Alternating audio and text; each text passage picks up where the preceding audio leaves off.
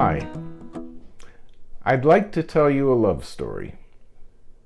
It's from my book, And Another Thing, an eclectic collection of musings, afterthoughts, and paternal rantings. When I was just a wee lad, there was a very famous comedian by the name of Jack Benny.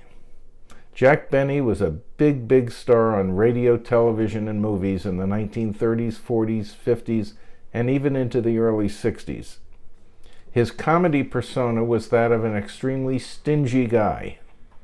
And what has become known as the longest laugh in radio history occurred during a comedy sketch in 1948, in which the comedian was on his way home when he was accosted by a mugger.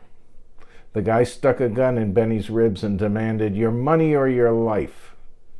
After a long pause, Benny was most famous for his pregnant pause, the gunman repeated the demand. He said, "Look, bud, I said your money or your life." Benny snapped back, "I'm thinking it over."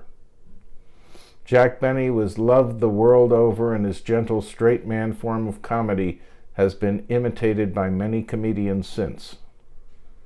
Well, one of the coolest things I ever heard in my life involved a story that Jack's wife told several years after his passing. Jack died in 1974 at the age of 80, and for 47 years, Jack was married to a woman by the name of Mary Livingstone, who was a comedian in her own right, and the two had met when Mary was only 14 years old. I witnessed Mary Livingstone telling this story on The Tonight Show a few years after Jack died. The day after Benny's funeral, there was a knock at the front door. When Mary answered, a delivery man handed her a single red rose. They were a famous couple. She thought, "Isn't that nice? Someone sent me a rose." The next day around the same time, there was another knock at the door, and a delivery man handed her another red rose. No card, just a red rose. Every day for 2 weeks this went on. The same thing happened. A knock at the door, another red rose. Finally, curiosity got the better of her, and she called the florist. "Who keeps sending me these roses?" Mary was informed by the shop owner that just before Jack died, he knew he was dying, he made provisions in his will for his beloved Mary to receive a red rose every day for the rest of her life. Now that's a real love story.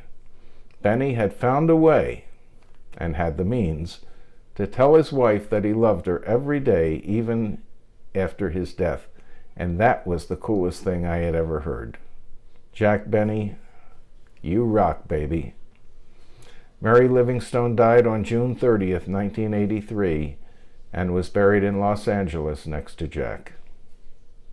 And that's my vlog for this week. I hope you liked it, and thanks for watching.